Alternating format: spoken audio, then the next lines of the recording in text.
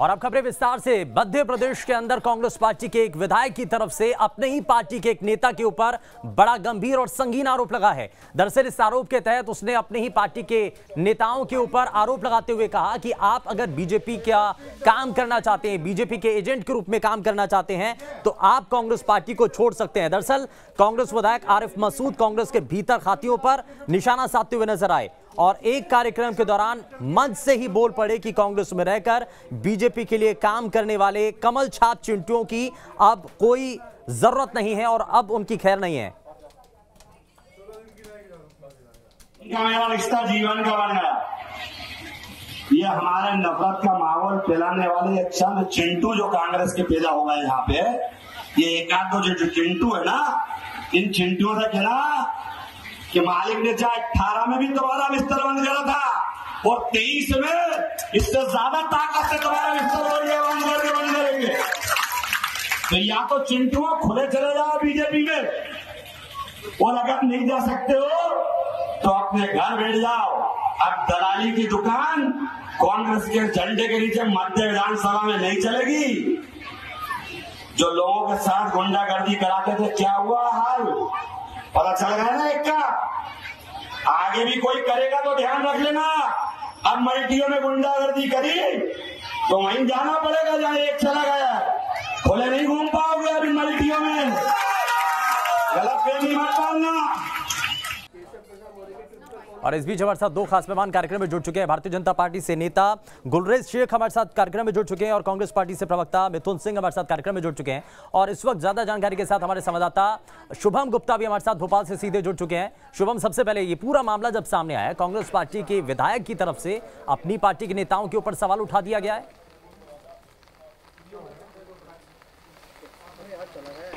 देखिए, बिल्कुल जो बयान कांग्रेस विधायक आरिफ मसूद की ओर से दिया गया है उससे सारी चीज़ें स्पष्ट है। और जो आरोप उन्होंने लगाए हैं कि कांग्रेस में कुछ ऐसे नेता हैं जो बीजेपी के लिए काम कर रहे हैं, तो ऐसे में एक बड़ा सवाल उठता है कि आखिरकार ऐसे कौन से नेता हैं जो बीजेपी के लिए काम कर रहे हैं, जो माहौल ख़राब करने का काम कर रहे हैं, और ऐसे नेताओं को आखिरकार चिन्हित क्यों नहीं किया जा रहा है।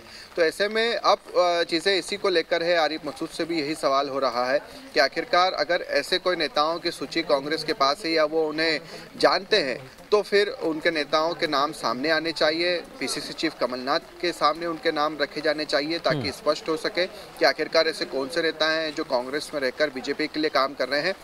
पुराने चुनावों का भी उन्होंने हवाला दिया और ये भी कहा कि 2023 से पहले ऐसे नेताओं को बाहर भी किया जाएगा। हाँ, ठीक है शुभम, वापस लौटता हूँ। लेकिन कांग्रेस पार्टी के प्रवक्ता मिथुन सिंह हमारे साथ कार्यक्रम में लगातार बने हुए हैं।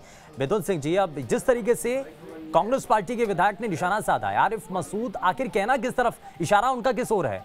कौन वो नेता हैं जिनको वो कमल छाप चिंटू कह रहे हैं? कौन है कमल छाप चिंटू? देखिए, राष्ट्रीय स्तर पर और प्रादेशिक स्तर पर सभी जगह कांग्रेस पार्टी में भी एक क्लीनलीनेस ड्राइव चल रही है, जिसके तहत वो लोग जो कांग्रेस पार्टी की विचारधारा से सहमत नहीं है, जो भारतीय जनता पार्टी की सरकारों से डरते हैं और चुपचाप उनका काम कर रहे हैं, जिसका कि परिणाम 2020 में भी आपने देखा, तो ऐसे लोगों को चिन्हित किया जा रहा है लगातार और उनके खिलाफ अनुशासनात्मक कार्रवाई की जाएगी। बेहतर होगा कि वही लोग पार्टी छोड़ दें तो इज्जत से चले जाएंगे, अगर नहीं करेंगे तो कांग्रेस पार्टी अनुशासनात्मक कार्रवाई आपके खिलाफ करेगी। ये लगातार चलने वाली नहीं, लेकिन मिथुन जी, सबसे पहले तो पहचान करनी होगी ना, जिस ओर आपकी पार्टी के विधायक इशारा कर रहे हैं, कौन कौन से वो नेता है? सबसे पहले तो यही तय करना होगा ना आपको। बिल्कुल, कई जिला संगठनों से इस बार के नगर निगम चुनाव में भी हम बहुत अच्छा, अभी जो परिणाम आए हैं बहुत अच्छा किया ही है। हम और बेहतर कर सकते थे, लेकिन कुछ लोगों ने भीतरघात किया। ये सभी पार्टियों में हुआ, हमारी पार्टी में भी हुआ है। तो वो लोग जिन्होंने पार्टी के खिलाफ काम किया है उनके खिलाफ लगातार कार्रवाई की जा रही है। और जो लोग भारतीय जनता पार्टी के प्रति सॉफ्ट कॉर्नर यदि रखते हैं तो वहां चले जाए ना, उसमें क्या आपत्ति। भारतीय जनता पार्टी तो बाहें खोल करके उनका स्वागत कर रही है। तो कांग्रेस पार्टी लगातार ये ड्राइव चलाएगी ताकि जो 2023 में हम जो कैंडिडेट देने जा रहे हैं जनता के सामने, वो मूल रूप से कांग्रेस में हो। जीतने के बाद भी कांग्रेस के साथ मजबूती से खड़े रहें। सरकार में हमको आना है, लेकिन जो लोग आज संघर्ष करने की स्थिति में नहीं है, जो लोग डरते हैं, आप अगर अपनी सेना के ऊपर भरोसा नहीं करेंगे तो कैसे लड़ाई लड़ेंगे सर? आप अपनी पार्टी के नेताओं के ऊपर सवाल खड़ा कर रहे हैं। आपको डर है भीतरघात का, आप सबसे पहले चिन्हित कर लीजिए। फिर देखिए, सेनाओं में एक अनधिकृत गुप्तचर विभाग भी होता है, जिसका कि काम होता है ऐसे लोगों को आइडेंटिफाई करना जो सेना में आकर के भर्ती होकर के अपने तो गुप्तचर विभाग ने क्या रिपोर्ट दी है सर, ये तो बता दीजिए, यही तो जानना चाह रहे हैं ना सभी लोग। सर ये रिपोर्ट तो गुप्त ही रखी जाती है ना, और जब उन पर कार्रवाई की जाएगी तो एक्शन भी तो खुलेआम होगा, वो भी गुप्त कर देंगे। नहीं, एक्शन आपको देखने को मिल जाएगा, लेकिन अभी जो हमारी चीजें चल रही हैं, जिन लोगों को आइडेंटिफाई किया जा रहा है, आने वाले भविष्य में आप देखेंगे नगर निगम चुनाव के समय भी हम लोगों ने ऐसे लोगों पर कार्रवाई की थी, आगे भी ये कार्रवाई जारी रहेगी। गुलरेज शेख जी लगातार हमारे साथ बने हुए हैं।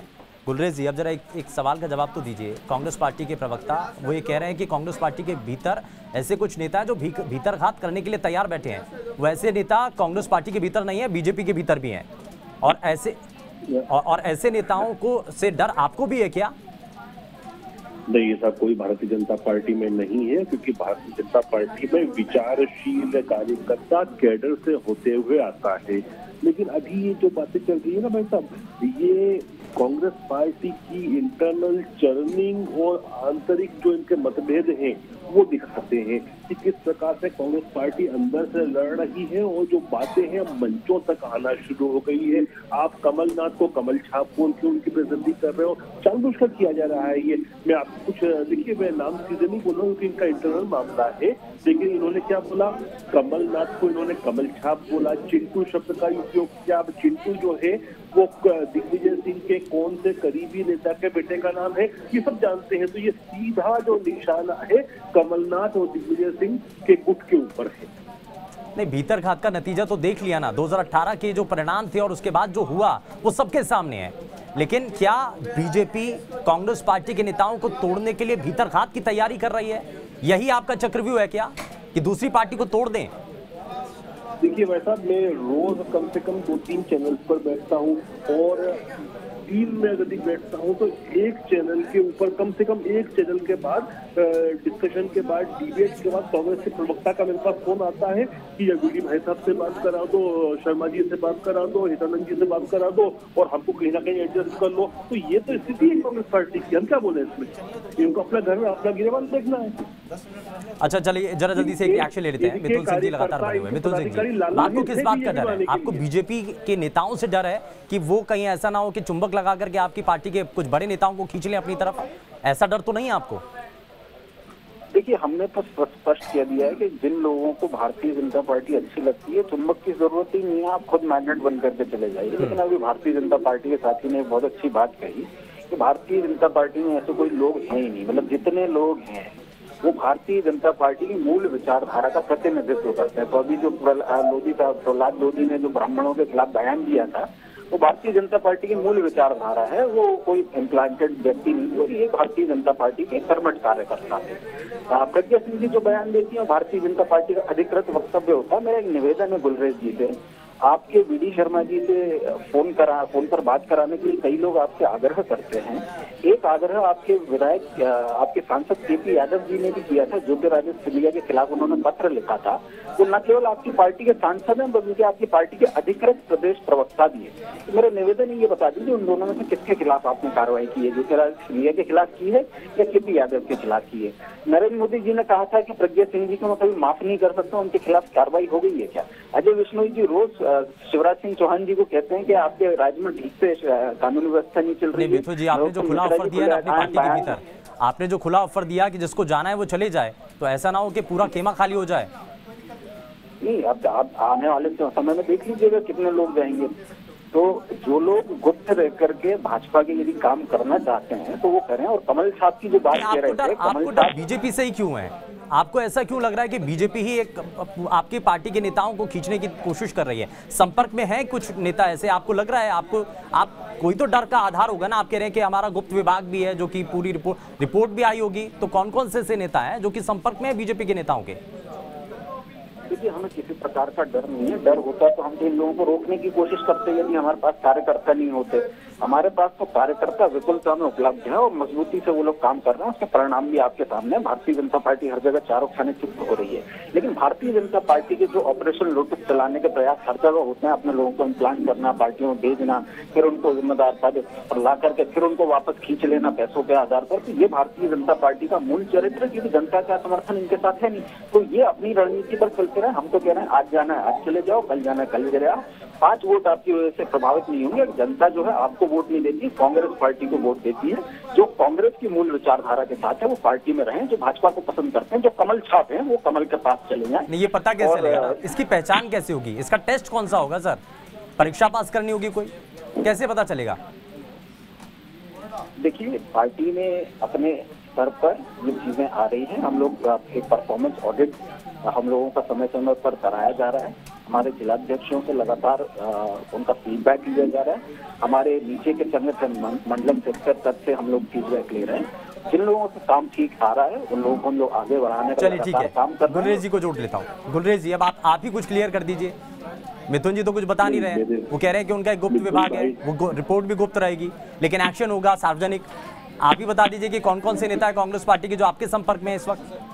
नहीं, देखिए नाम लेना अच्छा नहीं लगता, लेकिन कांग्रेस पार्टी में विभाग भी गुप्त होते हैं, गोपनीय चीजें होती हैं।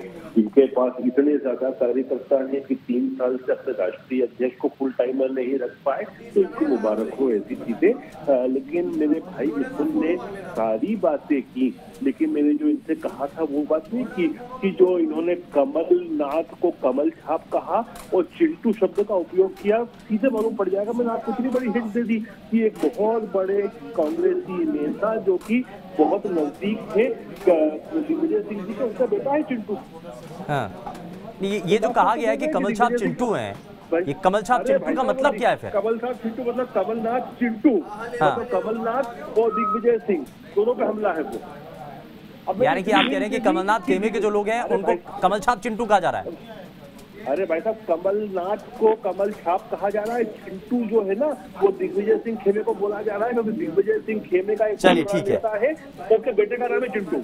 चलिए ठीक है, बहुत शुक्रिया सर, बहुत शुक्रिया दोनों ही मेहमानों का इस पर जानकारी आप हमारे साथ जुड़े। और जाहिर तौर पर ये कमल छाप चिंटू को लेकर के जो सियासत शुरू हो चुकी है, आखिर इसका अंत कहां जाकर के होगा ये फिलहाल देखना होगा। लेकिन शुभम हमारे संवाददाता लगातार हमारे साथ बने हुए हैं। शुभम, अब इस पूरे मामले को लेकर के नजर आ रहा है कि सियासत अभी और खिंचने वाली है, इस पर लंबी चलेगी सियासत?